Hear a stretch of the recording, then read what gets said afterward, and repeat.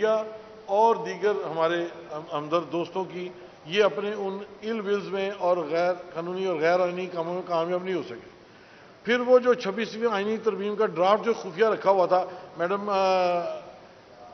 ربیہ باجوہ آگے اسٹیج پہ آ جائیں پلیز. وائس پریزیڈنٹ ہماری بار کی، ہائی کورٹ بار کی، ان سے ریکویسٹ ہے اسٹیج پہ آ جائیں. تو سب دوستوں کو یہ پتہ ہے کہ گورنمنٹ کی جو ایل ولز ہیں، جو ان کی میلافائڈیز ہیں، جو ان کے ذہن میں سوچ ہے منفی اینٹی فنڈامنٹل رائٹس اپروچ جو ہے، اس کے نتیجے میں انہوں نے شب خون مارنے کی کوشش کی کانسٹیٹیوشن کے اوپر، جو کہ آپ کی میڈیا کے دوستوں کی، وکلا کی اور باقی دیگر ہمدرد دوستوں کی انٹرونشن سے وہ کامیاب نہیں ہو سکے. اس کے بعد مسلسل آپ دیکھ رہے ہیں کہ تسلی نہیں ہو رہی. 26ویں آئینی ترمیم جس طریقے سے ہوئی کہ مولانا فضل الرحمان صاحب کو کہنا پڑا کہ میرے 8 ممبران کے بنا پہ میں نے جو پارلیمنٹ میں زور لگایا، میرے علم میں آیا کہ 11 ممبران انہوں نے خرید لیے ہیں. وہ جو فائز عیسیٰ صاحب نے آرٹیکل 63A کی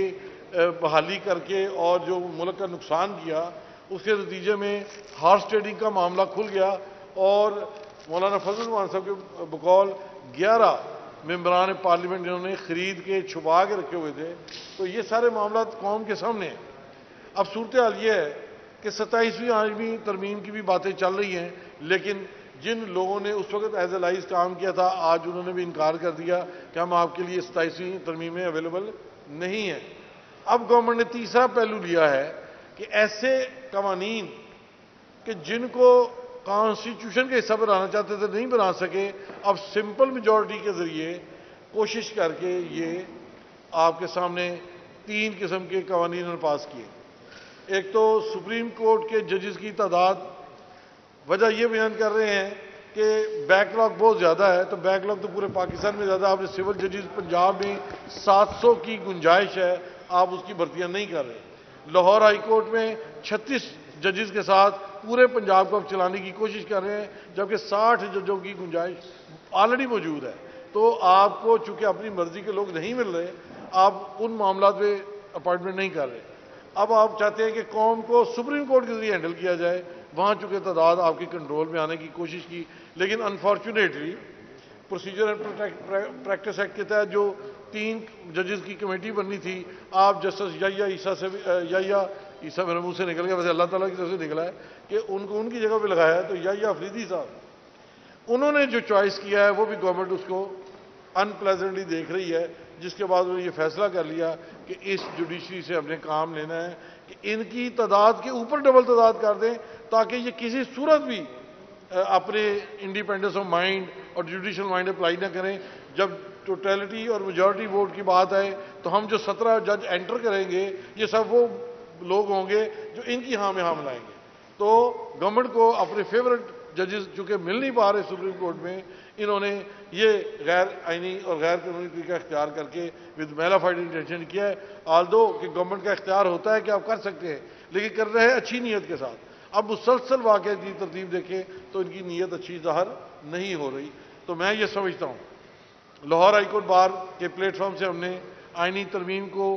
چیلنج بھی کیا ہے. ہمارے کونسلس میں سینیٹر حامد خان صاحب ہیں، وہ سپریم کورٹ میں چیلنج ہو چکا ہے. ہم سمجھتے ہیں کہ قوم کے ساتھ عوام کے حقوق کے اوپر غصب جو ڈاکہ ہم نہیں مارنے دیں گے، اور ہر وہ ایکٹ جو میلافائڈی ہوگا، بری نیت سے ہوگا، ہم اس کے راستے کی رکاوٹ بنیں گے. اور اپنے عوام، وکلا اور اپنے میڈیا کے دوستوں کے تعاون سے انشاءاللہ ہم پوری طرح اس کے اوپر ان آئینی حقوق کو تحفظ کرنے کی کوشش کریں گے. چوہدری ذوالفقار صاحب سابق صدر تشریف لے آئے گی. تو میں ریکویسٹ کروں گا ہمارے لائرز کمیونٹی پاکستان کے سینئر قائد جناب حامد خان صاحب وہ ذرا ان معاملات پر اپنی روشنی ڈالیں. جناب حامد خان صاحب. بسم اللہ الرحمن الرحیم. میں جناب اسد منظور بٹ صاحب صدر لاہور ہائی کورٹ بار ایسوسی ایشن اور جناب ہمارے نائب صدر گیلن صاحب دونوں اکٹھا کیا ہے، اور آپ سب کا ممنون ہوں کہ آپ تشریف لائے، کیونکہ ملک جس حالات سے گزر رہا ہے، رات کے اندھیرے میں جو شب خون مارے جا رہے ہیں عدلیہ پر، آئین پر، جمہوریت پر، یہ پاکستان کی تاریخ کا ایک بہت ہی افسوسناک باب ہے، افسوسناک وقت ہے جس سے ہم گزر رہے ہیں۔ اس میں صرف وکلا نہیں، پاکستان بھر کے عوام بڑی سخت مشکل میں اور ہر طرح کے ظلم اور ستم کے پاسبلٹی میں بیٹھے ہیں۔ تو پہلی بات میں یہ کہوں گا کہ پچھلی رات کی جو قانون سازی ہوئی، بغیر نوٹس کے، بغیر کسی ایجنڈے کے، رات کے اندھیرے میں انہوں نے ایک قوانین لے کے آئے ہیں جو کہ آئین، عدلیہ اور جمہوریت کے کافن میں آخری کیل ٹھونکا گیا ہے۔ جو کچھ بچ گیا تھا، بالکل صحیح کہا اسد صاحب نے، جو کچھ بھی اگر بچ گیا تھا 26ویں ترمیم میں، وہ کل رات انہوں نے کیل ٹھونک دیا ہے، تاکہ نہ اس ملک میں کوئی آئین رہے، نہ اس ملک میں کوئی عدلیہ رہے، نہ اس ملک میں جمہوریت کہیں پر بھی نظر آئے۔ تو یہ کل جنازہ، آخری جنازہ نکالیا ہے۔ دوسری بات یہ ہے کہ ہم نے وکلا نے ہرگز 26ویں ترمیم کو اور اس کو ایکسیپٹ نہیں کرنا، اور اس لیے ہم نے پٹیشنز کر دی ہیں۔ میں جناب اسد منظور بٹ صاحب اور گیلن صاحب اور دوسرے ہمارے جو ہائی کورٹ بار کے نمائندگان ہیں، ان کا ممنون ہوں کہ انہوں نے پٹیشن فائل کی ہے، جو کہ ہفتے والے دن فائل ہو گئی، اور اس کے ساتھ ساتھ پٹیشنز فائل ہو چکی ہیں دوسرے صوبوں سے بھی، بلوچستان سے بھی فائل ہو چکی ہیں، سندھ سے بھی فائل ہو چکی ہیں، اور ایبٹ آباد سے بھی، اور مختلف بار ایسوسیشنز فائل کر رہی ہیں۔ اور انشاءاللہ تعالی یہ ترمیم، ہم اس جو 26 ترمیم کا چیلنج ہے، اس کو ہم آخر تک اس کے لیے لڑیں گے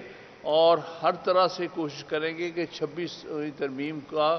خاتمہ کیا جائے، کیونکہ یہ ملک میں آئین کے اوپر سب سے بڑا دھبا ہے اور اس سے آئین میں پولوشن پیدا کی گئی ہے۔ تیسری بات یہ ہے کہ کل رات وہ کام ہوا ہے جو کہ پچھلے 50-60 سال میں نہیں ہو سکا۔ کسی نے بھی ڈکٹیٹرز کے زمانے میں بھی 5 سال کی term chief of army staff کو نہیں دی تھی،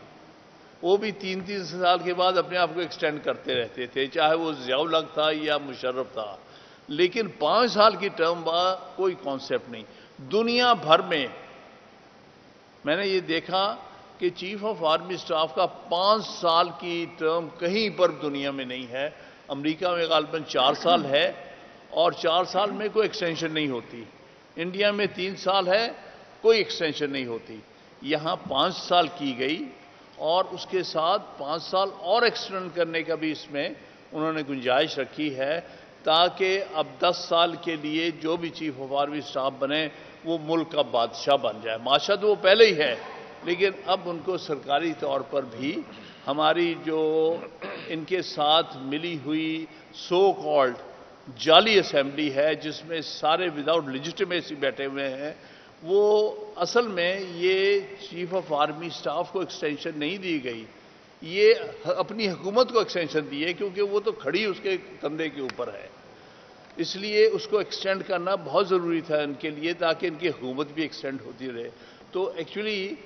اپنے آپ کو ایکسٹینشن دینا چاہتے ہیں 2 سال اور، اپنے آپ کو مزید حکومت، جو کہ اس کے چیف آف آرمی اسٹاف کے کہنے پر ان کے حکم کے مطابق چلائی جا رہی، اس میں ایکسٹینشن کی گئی ہے، جو پاکستان کی تاریخ میں پہلی دفعہ یہ کام ہوا ہے، جو پہلے کبھی نہیں ہوا تھا، کہ 5-5 سال کے لیے chief of army, chief of navy, chief of air staff لگائے جائیں۔ اور اس سے میں سمجھتا ہوں کہ ایک دفعہ پھر اس ملک میں جمہوریت کا جنازہ نکال دیا گیا۔ اگلی بات یہ ہے کہ ججز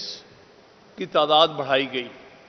پہلے تو ایک کمیٹی میں یہ فیصلہ ہوا تھا 17 سے 25 کر دیے جائیں، کل رات پتہ چلا ایک دم، یعنی اگر کوئی پارلیمنٹس ہوتی تو ان کا پہلا کام یہ ہے کہ یہ معاملے کمیٹیز کے پاس جاتے ہیں، وہاں ڈیبیٹ ہوتے ہیں، پھر جاتے ہیں۔ انہوں نے بغیر کسی کو پوچھے، نہ کوئی پروسیس کیے، وداؤٹ ڈیو پروسیس، رات کو ایک دم ایک صاحب جو اپنے آپ کو لا منسٹر کہتے ہیں، بہرحال ہماری بدقسمتی ہے کہ کس قسم کے لوگ یہاں لا منسٹر اپنے آپ کو کہتے ہیں، انہوں نے کہہ دیا ہم 34 کرتے ہیں۔ تو اگر وہ 40 کہہ دیتے تو ہم کیا کر سکتے تھے؟ 100 کہہ دیتے اگر ان کو پیچھے سے حکم آیا تھا کہ 100 جج بنا دو سپریم کورٹ کے، باقی چاہے سول جج پورے ہو نہ ہوں، تو ہم کچھ نہیں کر سکتے تھے۔ اس کا مقصد صرف اتنا ہے کہ وہ سارا اختیارات جوڈیشری کے اپنے خاص الخاص لوگوں کے ہاتھ دینا چاہتے ہیں، یعنی جس کو انگریزی میں کہتے ہیں کورٹ پیکنگ۔ سپریم کورٹ کو پیک کر دینا چاہتے ہیں اپنی مرضی کے ججز سے، تاکہ ہر فیصلہ جو ان کے مرضی کا چاہے، جس طرح سے یہ پارلیمنٹ، سو کالڈ پارلیمنٹ ایک غلاموں کی پارلیمنٹ بن چکی ہے، جو ان کو حکم ہوتا کہ آج رات میں یہ کر جاؤ تو وہ اس رات میں کر جاتے ہیں، حکم ہوتا ہے ایک دن کے اندر ہمیں یہ قانون سازی چاہیے، وہ ہو جاتی ہے، ہم نے یہ آئین میں تبدیلیاں لانی ہے، راتوں رات یہ غلامانہ جو ہماری پارلیمنٹ ہے وہ کرتی ہے۔ اب یہ چاہتے ہیں اتنے ہی غلام ہم سپریم کورٹ میں بٹھا دیں، تاکہ جو ہم ان کو پیسے بھیجیں کہ بھئی اب یہ ہمیں تو آپ سے فیصلہ چاہیے، راتوں رات وہ بھی بیٹھ کے فیصلے کر دیا کریں۔ تو اب جو ہے غلاموں کی تعداد میں اضافہ، اور انسٹیٹیوشنز بھی مکمل طور پہ، یعنی پارلیمنٹ کو انہوں نے ایک غلامانہ انسٹیٹیوشن بنا دیا ہے، اب عدلیہ کو، سپریم کورٹ کو بھی اسی حیثیت میں لے کے آ رہے ہیں۔ اب یہ جو لیجسلیشن رات ہوئی ہے اس سے کیا اثرات ہوں گے پاکستان پر؟ پاکستان میں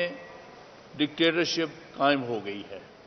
پہلے تو ڈکٹیٹرشپ بیہائنڈ دی سین تھی، سامنے دکھانے کو چہرے اور تھے، یہ پرائم منسٹر ہے، یہ چیف منسٹر ہے، یہ فلاں منسٹر ہے، یہ چہرے دکھانے کو تھے، پیچھے ان کی رسیاں کوئی اور کھینچتا تھا۔ اس دفعہ انہیں واضح طور پہ دکھا دیا کہ ہاں اصل آپ کا جو ڈکٹیٹر یہ ہے، ہم تو یوں ہی اس کے سامنے چند ایک پتلیاں ہیں جو آپ دیکھ سکتے ہیں۔ دوسری بات ہے ڈریکونین لاز لا رہے ہیں، جس میں کسی بندے کو اٹھا کے 90 دن کے لیے غائب کر دیا جائے گا، کوئی پوچھ گچھ نہیں ہو سکتی، کوئی اس کو چیلنج نہیں کر سکے گا کہ کہاں گیا، کس کا بیٹا، کس کا بھائی، کس کا رشتہ دار کہاں گیا۔ جس طرح پہلے غیر قانونی طور پر بلوچستان میں، خیبر پختونخوا میں لوگوں کو غائب کر دیا جاتا تھا، اب سارے ملک میں قانونی طور پہ غائب کر دیا جائے، مطلب انہوں نے قانونی اس کے اوپر لباس پہنا دیا اس غیر قانونی ایکٹیویٹی جو کہ عرصے سے چل رہی تھی۔ غیر انسانی لوگوں کے ساتھ جو ہے وہ سلوک کیا جائے گا ان ساری جو ہے لیجسلیشن کے بعد، یعنی جس کو 90 دن غائب کیا جائے گا اس کا کون والی وارث ہو گیا، اور نہ عدالت میں جا سکے گا، نہ پتہ چل سکے گا اس کے ساتھ کیا سختی ہو رہی، ٹارچر ہو رہا، زندہ ہے، مردہ ہے، کہاں گیا۔ تو اس لیے ان ہیومن ٹریٹمنٹ اور جو ہمارے بنیادی حقوق ہیں آئین کے تحت جو دیے ہوئے ہیں ان کو بالکل ختم کر دیا گیا ہے۔ ایسی صورتحال میں بنیادی قانون کوئی، بنیادی حق کوئی رہا ہی نہیں کسی کا۔ ہم وکیل کس کا بنیادی حق دلا سکیں گے؟ لوگ کہاں بنیادی حق کے لیے جائیں گے؟ یہ عدالتیں تو بے بس اور بالکل ان کی نوکر اور غلامانہ ہوگی، لہذا ہمارے فنڈامنٹل رائٹس اور ان کی انفورسمنٹ کو ختم کیا جا رہا ہے۔ اگلی بات، ہم چیف جسٹس آف پاکستان ان سے یہ کہتے ہیں، اپیل کر رہے ہیں کہ خدارہ وہ جو ہم نے آپ کے سامنے پٹیشنز ڈالی ہیں 26ویں ترمیم کی چیلنج کرنے کی، ان کو جلد سے جلد لگاؤ۔ اور آج آپ کے سامنے پبلک آ گیا ہے، 2 سینئر ججز کا خط آ گیا، آپ نے دیکھا ہوگا، اب تو وہ اویلیبل بھی ہے۔ اس میں انہوں نے یہ کہا ہے، جو کہ ممبرز ہیں اس کمیٹی کے جو فکس کرتی ہے پریکٹس اینڈ پروسیجر کمیٹی کے، انہوں نے کہا کہ بھائی ہم نے آپ کو کہا کہ اس ہفتے جو 4 تاریخ سے یہ ہفتہ شروع ہوا ہے، اس میں جتنی بھی پٹیشنز ہیں وہ جس میں 26ویں ترمیم چیلنج کی گئی ہے ان کو آپ فکس کریں فل کورٹ کے سامنے، کیونکہ ہم نے بھی اپنی پٹیشن میں یہی کہا ہے کہ یہ پٹیشن جس میں آئینی ترمیم جو چیلنج ہوتی ہے وہ فل کورٹ کے سامنے سنی جاتی ہے، تو یہ فل کورٹ بنا کے اس کے سامنے لگائیں۔ اس کے برعکس موصوف نے آج جو ایک ہم غیر آئینی سمجھتے ہیں جوڈیشل کمیشن، اس کی میٹنگ کال کر لی، اس کا مطلب ہے کہ نیتیں کوئی اچھی نظر نہیں آتی. ہمیں نظر آنے لگ گیا، ہم سمجھتے شاید اس کے آنے کے بعد وہ قاضی فائز حصہ سے معاملات میں تبدیلی آ جائے،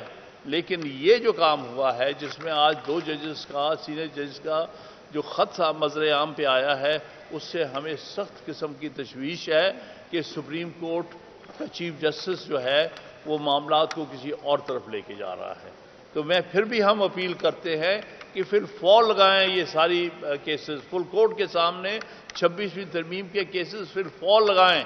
تاکہ اس کا فیصلہ ایک طرف ہو جائے کہ آیا یہ 26ویں ترمیم آئین کے بنیادی ڈھانچے اور بنیادی فیچرز کے مطابق ہے کہ نہیں.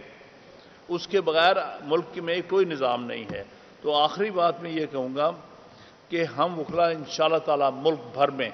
ہم نے ہفتے والے دن اسد منظور بٹ صاحب بھی وہاں تشریف فرما تھے ہمارے ساتھ، ہم نے نیشن وائڈ ایک action committee, national action committee کی پہلا اجلاس کیا ہے. اس میں ہم نے فیصلہ کیا ہے کہ وکلا آرام سے نہیں بیٹھیں گے جب تک ہم 26ویں ترمیم اور اس کے ملی جلی لیجسلیشن سے ہم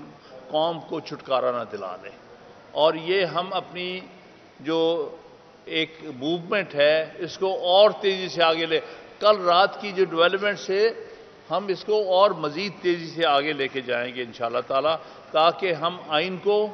عدلیہ کو، لوگوں کے بنیادی حقوق کو، جمہوریت کو اور ملک کو بچا سکیں. یہ جو موومنٹ ہے وکلا کی، جو موومنٹ چل رہی ہے اور آگے تیز ہونے جا رہی ہے، یہ ملک کے نہ صرف آئین اور عدلیہ، ملک کو کی سالمیت کو بچانے کی یہ موومنٹ ہے. میں بہت بہت ممنون ہوں آپ سب. جی صاحب آپ کچھ تسی دیکھو کوئی دوست گل کرنا چاہے.